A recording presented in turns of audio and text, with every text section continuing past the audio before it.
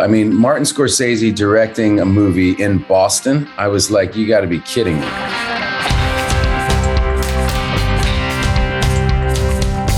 Is that your thing? You come into a bar, you read some obscure passage, and then pretend you pawn it off as your own idea just to impress some girls, embarrass my friend?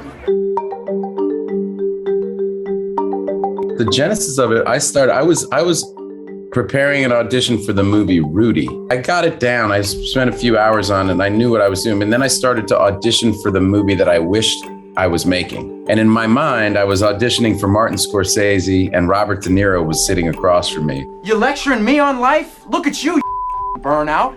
What winds your clock? Ben and I, like, throughout that whole process, talked about writing the movie that we wanted to see. If we liked it, then it was okay. I would say that that's a good thing to any young actors or writers out there. Do the thing that you want to do it the way you want to do it, and you can live with it if other people don't like it. Which one will it be? You're gonna get charged, you know that. You think I'm afraid of you, big? You're crowding the plate. I'd done more cerebral, kind of very verbal roles where they required a lot of talking. That character didn't talk much at all. I haven't talked to anybody in a while. Yeah, but we're not talking. I'm talking. So I overtrained for everything. I started boxing. I started doing these martial arts to try to incorporate into the movie. There's this former shotgunner from a SWAT team. We would shoot guns for, hours and hours, because in the script, Tony Gilroy had written, the first time he picks up a gun, he throws it down because he realizes that he's held a gun before. But I remember sitting and watching Red Sox games, just loading and unloading this replica gun, just because I wanted it to be really familiar in my hand. So I was really overtraining because I wanted to be accepted as an action star, because I didn't see myself that way either. I'm just trying to do the right thing. Nobody does the right thing. Thank God you're all right. We were very worried. Who are you? This is Sergeant Sullivan. I'm taking over Queenan's unit. That was a dream job. I mean, Martin Scorsese directing a movie in Boston, I was like, you got to be kidding me. Mark and I, we're playing jazz with our roles, you know what I mean? Because we had this huge foundation already. It was a dream job. Problem?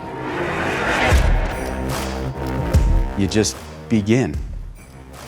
You do the math. You solve one problem, then you solve the next one, and then the next. And if you solve enough problems, you get to come home. There was nothing bad about that. I have to say, I had so much fun with Ridley. We both work fast, and we both come very prepared. So like the very first thing that we shot that first moment where Mark Watney wakes up and he realizes he's alone and he's talking to the camera. Hello, this is Mark Watney, astronaut. They locked me into the hab. Everyone's outside, we were on a soundstage in Budapest. And I just started doing it, and I did it. The hab cracks open, and Ridley comes running in. He goes, "You and me could do 2 movies at a time." I was like, yeah? He's like, yeah, man, this is awesome. Like, let's go. We crushed that. We finished 2 days early. You gave me a rough route, Ridley. I rehearse, but I like to rehearse with the other actors. In this case, like, it was just me. And so I knew that thing, like I'd been performing it on Broadway for 3 years. And so for him, like, that's a dream. Like, we went really fast and had a lot of fun. Consider this. I'd get to fly around like Iron Man. It's a story about this guy. He's failed as a father in a lot of ways. He carries all this grief and pain and shame about it. He's trying to repair this relationship with his daughter. She's my little girl. Dad, please. I thought it was so beautifully written. But what I didn't know was like the specificity of this roughneck culture. And so when I went down there, it gave me everything I needed, like the way the guy walked, what he wore, his attitude about everything. I'm trying to get my little girl out of jail. That's all I give a damn about. You sound very American right now. Good, I am.